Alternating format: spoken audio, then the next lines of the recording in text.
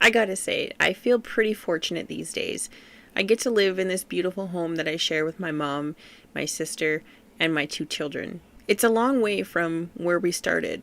This is the kind of home that my siblings and I used to dream about living in one day, and it's crazy to believe that this is our real life now.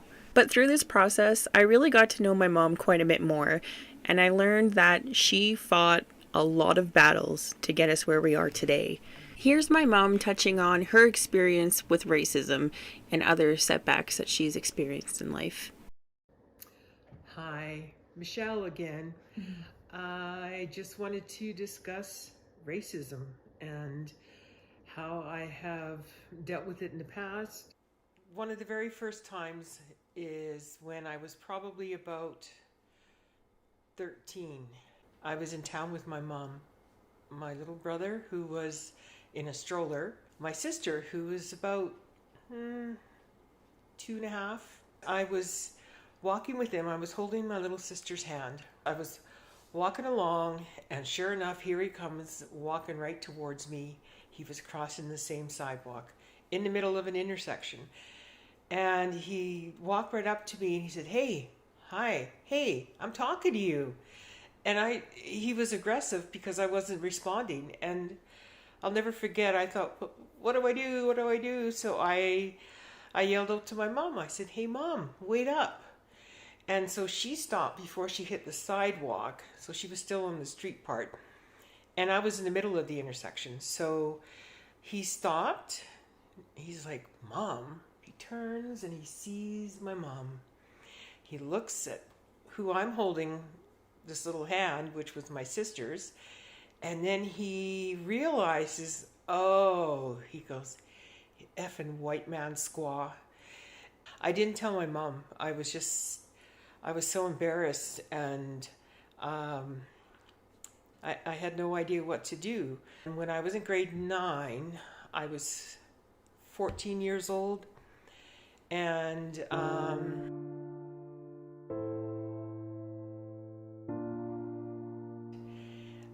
my parents were beside themselves. They called the police right away. The police that came to my house that night and to talk to me and to talk to my parents. And I started to describe how it started. And before I could even get into it, I was so embarrassed because my dad was there and then these 2 male cops. And I'm like, I can't do this. I can't do this. And then I stopped. I said, "Can we take a break?" And when I walked out, I mean, we had maybe 5 minutes of an interview. And I remember I went into the bathroom, and it was very close to the kitchen where we were sitting at the kitchen table. And I'll never forget kind of, sneaking in, hearing what was going on. They were telling my parents, "I don't think it's a good idea to pursue this because she's Native, she had been drinking, she knew one of the boys. Oh yeah, they're just going to drag her name through the mud."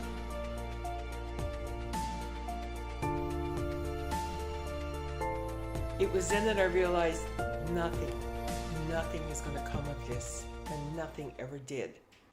And it was by chance that same morning, early hours, I had been witness to Indigenous girl, 9 months pregnant, be hit by a car and die on the road right in front of me. It was like right after that happened that the rape occurred. So imagine I was with these guys, and then other guys joined in, and then I had to deal with that. And then come September, there was an inquest, and I was a part of that. It was absolutely horrible for me because here I am in the witness room, which was a classroom, And who else was in there but the other witnesses, aka some of them who had raped me. So I had to sit in this room, be ridiculed, have them talk about me, laugh about it. As it was, I was able to, from there, be called, go to the witness stand, say my piece. But by this time, my soul was just like trampled on, and it was all I could do to even speak in a whisper. I was just so afraid, and it was something that I had never felt before, and it's something that I haven't felt since. But I felt totally defeated, and I was ridiculed beyond ridiculed. And to have them be in this small classroom talking about me like that, not whisper, it was like talking so that everybody could hear, because they were triumphant in what they had done. They were like bragging. I got through my testimony, and I left. And as soon as I walked out the doors and headed out to the street, it all came crashing down. I was bawling my eyes out. That was the start of what became for me, I call them my dark times, because it was after that I started to drink a lot, heavily. Blackouts, that was the only way I could get through being around boys, men, as I got older. Unfortunately, become promiscuous, and then speaking with a counselor years later to find out those were all common traits after such an attack. And it wasn't until I was 22, probably 23, and I found out I was pregnant. When I realized I was pregnant, I thought, this is my opportunity. This is my chance to better myself, to get out of this deep hole that kept pulling me back all those years, and do something with my life, do something good with my life. Then I had my daughter. I had Raelle in May of 1985. And it was then that I realized this is what I needed. She is what I needed. She is my hero. And I realized that I have somebody that's 100% depending on me, and I cannot let this little person down. Then when Raelle was just about 5, then I had Sara, my Sara. And at that point I had married her father, decided to leave that relationship because unfortunately he was an alcoholic, and he was verbally abusive, physically abusive, and it just took one time for him we were in a fight, to strike me several times, that I thought, oh, this is not something that I'd signed up for. And it only took that one time, and then we split up, and I thought, I'm not doing this. At the end of that relationship, I fell pregnant with Claire. And then I realized, okay, I'm going to have 3 kids on my own, and she will complete our little family. And we just went from there. My girls faced their own trials and tribulations with racism through school. Between my girls, they would talk to one another, and Claire, when she was being bullied, her sisters are like, hey man, if this girl wants to fight with you, then you have to stick up for yourself. Then you have to do what you must, like even if you throw a punch. So that's what happened. My daughter was expelled. They were dealing with their own little bits of racism, and I kept thinking, like, how can I protect them? Like, what can I do? Because I had to work full time. I was always at work. It wasn't until they were well into their 20s that things started to take a turn, and for the better. I love to write, do poetries. I make cards, greeting cards. They've all kind of taken a bit of a chip off the old block and become artistic in some way, whether it's through arts, it's through entertainment. They have all kind of gone that route, and it makes me so happy that this is what's happened. Rael was the first one to kind of jump off the edge there and take a dive into her Bells of the Underground, which is what they're called. It's her burlesque group, and it has grown to the point now where 11 years after the start of it, she has a business partner, they have a venue, they're rebranding it, they're doing so much. What kind of feelings do you feel when you see Rael on stage and things like that? I feel such pride as a mother. I feel absolutely glorious when she's up on stage, and I just want to stand up and go, that's my daughter. I'm her mother. I know that she went through a lot of bullying, which I wasn't aware of until quite a bit after. And when I see how she was there, to be afraid to go to school, to not want to see certain people, to lock herself away, and to seeing her now, people approach her all the time. Hey, like, we've heard nothing but great things about your show. And then with Claire, she started with her artwork. And I don't know if you can see it behind me, but this was recently included in an Indigenous artist art show.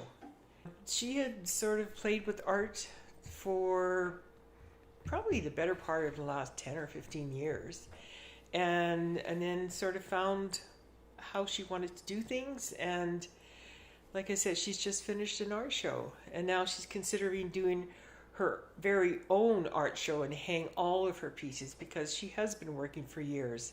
Claire has definitely been the quietest and the most shy out of us three. She wouldn't say a peep ever.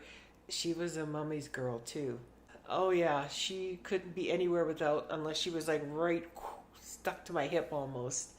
When she was at her art exhibit, they did speak individually with the artists. I just wanted to run up and say, excuse me, are you Claire? Because she was just radiant. Hi, so I'm Claire. I'm born and raised in Prince George. I'll be 32 this year. My pieces are the Dreamcatcher and the Space Whale. A lot of my process is just kind of trial and error. I work mostly with acrylic paints just because I feel like they give the most opaque color than my whale here, which is actually done with watercolors. Everything I have an ugly face, so if you're ever wanting to get... And she, without skipping a beat, she didn't fumble. She was absolutely amazing. And my Sara, to see her up there on stage when she's doing her comedy, it's just like, I just want to cry every time you go up on the stage. And every time I laugh and I clap, because I'm just like, oh, this is my daughter. Statistically, my girls could have not finished school. They could have gone down a road, had I gone down that road of not stopping my drinking. When I see the street people here, when I hear of such sad stories about women who, you know, have to reduce themselves to drug abuse, alcohol abuse, that could have been me entirely. But because of my mom, that's not me. That was not the wrong route that I went down. I chose the right route, and it's because of her love and support. And I like to think, because of my love and support, that my daughters are flourishing. I couldn't have asked for better children. I couldn't have asked for better relationships with them. We talk about everything. I don't keep anything from them. And I know that there's really no secrets, there's no lies. This is us, and what you see is what you get. I just do what comes naturally to me, and I want the best for all of you. That's all that I ask. And you go to all of our shows, right? I do. And you're on the VIP list. I never have to pay. It's wonderful. But all of you have just surpassed my expectations as a mother. Here comes my girl. Were you driving?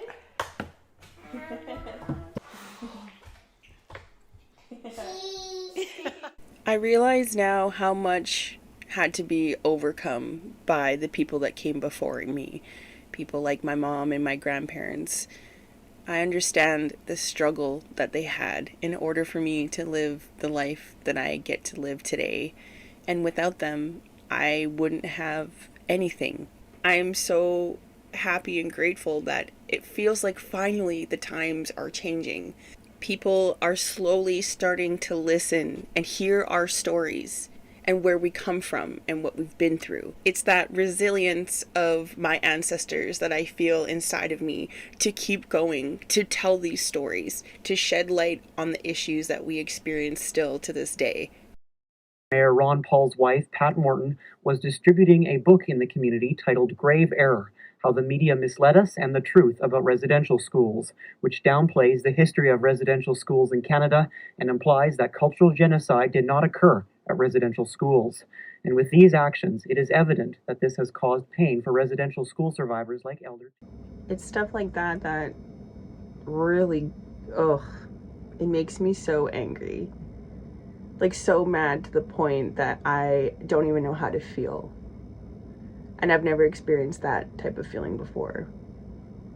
It's like I've gone out of my way to learn the truth. And when you have somebody that doesn't even want to listen to what you have to say or what Indigenous people have to say as a whole and continue to discredit the things that we experienced, people don't understand, I think, the impact that that actually has on people. And I think the assumption is that because these people aren't alive anymore, that it doesn't matter. But I'm here to tell you that the surviving family members, people like myself and an entire generation of Indigenous people, struggle hard. And when we see stuff like that, it is such a slap to the face. And what frustrates me the most is like people that want to work towards truth and reconciliation. They say, well, what can we do? What can we do to help? Start with the bare minimum. Listen. That's all you have to do is listen.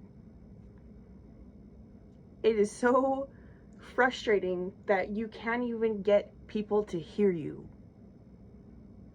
That to me is a level of not respecting other people, because you can't even listen to the words that are coming out of their mouth. The bare minimum, just listen. That's it. That's a good start.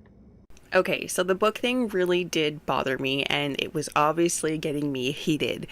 But then a few days later, I saw in a local Facebook group that I follow that somebody had posted the book as well. And of course, me being me, I had to chime in and explain why the book might be hurtful. And I was met with this: a suggestion that I should steal the book and read it for myself. With this comment implying that I should pick up a copy, I should severely hope that he hasn't actually read the book and doesn't know what it means. So I'm just going to pretend that he has no idea what he's talking about. Because if he doesn't, the suggestion that me, an Indigenous woman whose mother survived the 60s scoop, whose grandfather survived residential school, and countless other family members, to insinuate that I pick up a book that basically says that everything that my family has lived through is either false or grossly exaggerated. That's a pretty blatant act of being racist. So yeah, that stings. And for people to agree with the fact that like these things are false or exaggerated, but I'm living proof to tell you that they're not, is very frustrating. I reached out to the individual that had made the comment and asked them if they'd be willing to share some of their points of views and opinions on camera for the sake of the documentary, as I am well aware that opposing opinions do help shape a story. Here's what he replied with. Good luck with your documentary, David Suzuki.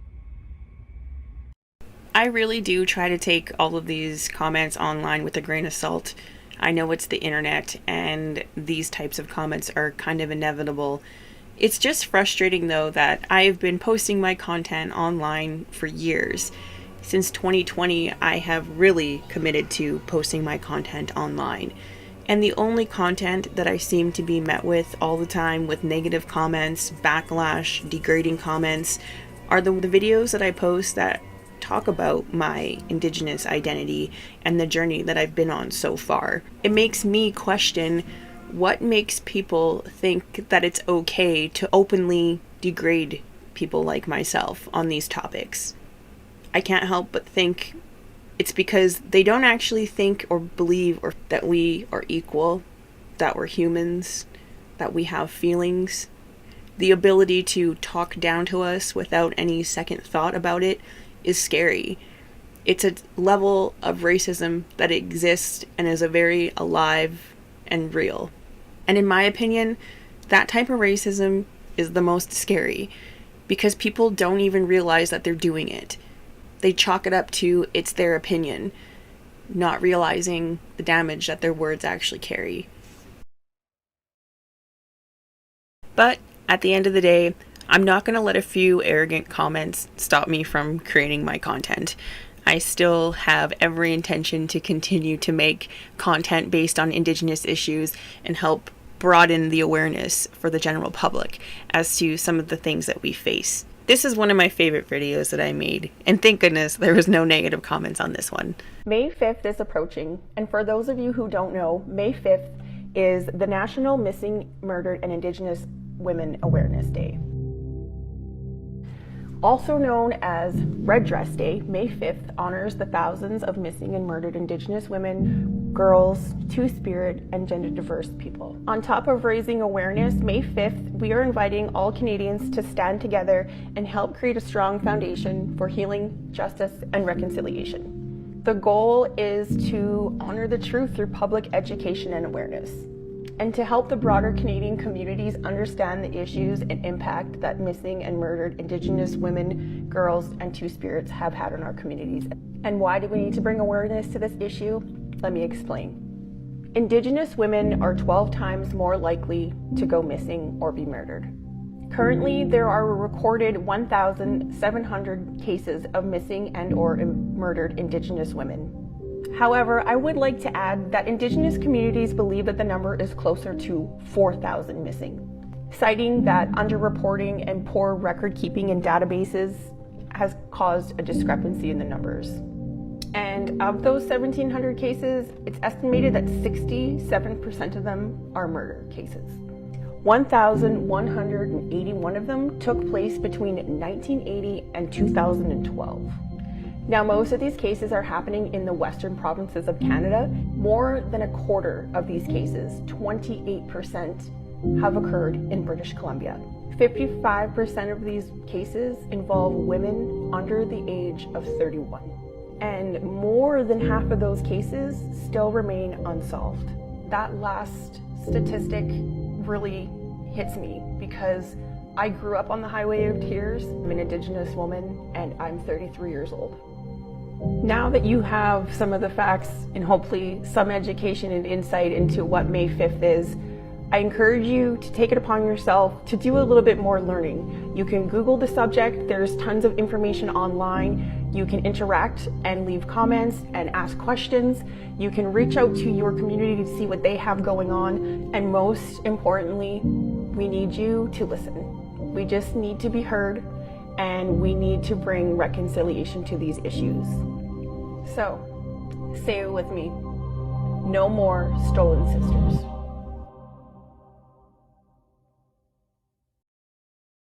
Throughout the making of this documentary, I felt like I actually got to know a little bit more about my grandpa, Charlie. He was an extremely respected elder of his community. He was born and raised on the land, a true Indigenous man, somebody with wisdom and guidance, and somebody that was extremely passionate about making sure the future generations could also experience their culture. I think part of him knew that they were trying to erase our way of life. He always worked towards making sure that that didn't happen. And as his granddaughter, I too make that promise that I won't let it happen either. Oh, well, I built a camp for the young people, for this community. I raised enough money to build a camp. I got 2 beautiful cabins, everything. Because young people in this community, they got nowhere to go. Now, in the winter months, get their skidoos and they can go to practice their way of life. That's what I built. That was my dream, making a camp for the youth.